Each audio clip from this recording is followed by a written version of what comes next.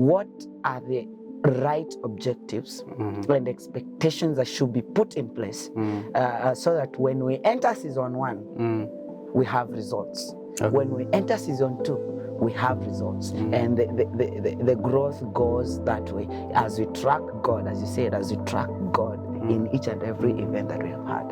Okay. There was a time I wanted to start a band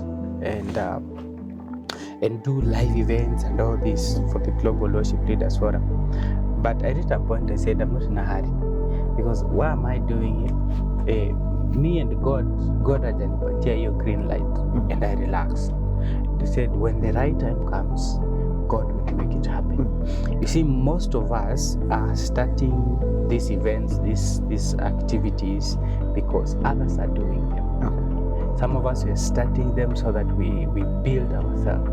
Some of us are starting, the objectives are wrong. You see, some of us want to start things for the sake, because you have seen them being done outside there. If you go to these worship leaders and these band directors and music directors and ask them, why are you starting this thing?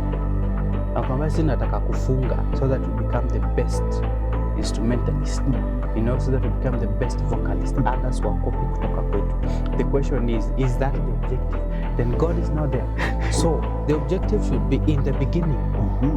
God. So the objective is to conquer, because worship is war. And so I've always gone, the book of Joshua chapter 1, chapter 2 and chapter 3 gives us a very good record on how we are supposed to handle worship, because Joshua's target was to occupy the city of Jericho. They have been told, you'll go to the land of Canaan when it's full of bread and milk and honey. You will be there. But before you go there, on the way, there is Jericho standing on the way. So what we need to do is to pull Jericho down. And when Jericho is down, we can occupy. And so what does Joshua do? Joshua is sending people beforehand, and there's a whole process of it. So objective that you need to have as a worship leader is, this meeting is for God. Let God dictate where it's supposed to go.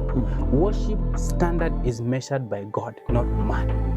Praise can be measured by man, because it's man who is being blessed.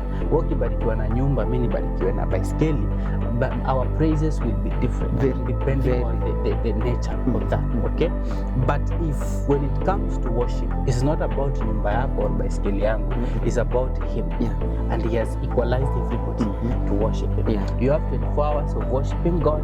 I have 24 hours of worshiping God. You have breath. You have two holes here, breathing in and out. I have to say, God has equalized everything together. And so there's no one who says, I can worship better than you. It is God who sets the standard on how we need to worship Him. So the objective for me, it is God that is supposed to be number one. But before the objective, maybe there's something we look at before we look at the objective. But it is supposed to be God, not you. There are people, when you tell them it's their time to lead, you will see how they will turn the mountain upside down. There are people who will do that. Mtu anakuambia ataenda nguo mpya, akuje na kiatu yenye ina tesa, the hairstyle, but there's no other days anakujanga yeye ukuja. But that Sunday Juniana anataka waonyeshe kwamba mimi ndio star wa event. She's overdoing everything. And you wonder, why can't you do this the normal services?